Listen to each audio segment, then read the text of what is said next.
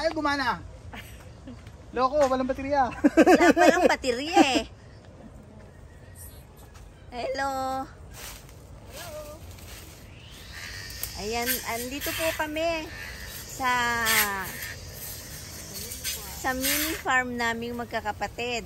Ito si Hilda nagpuputol ng mga damo. Mga alamang ligaw. Mga halamang ligaw.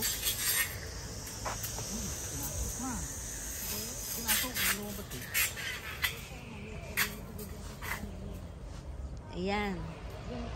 Ito po, kanina tong lugar na to masukal. Ngayon, itong parte lang na to masukal. Ngayon, oh, malinis na. Dapat pala, pupunta kami ng maaga pa para hindi mainit. Kaya andito kami sa lilim.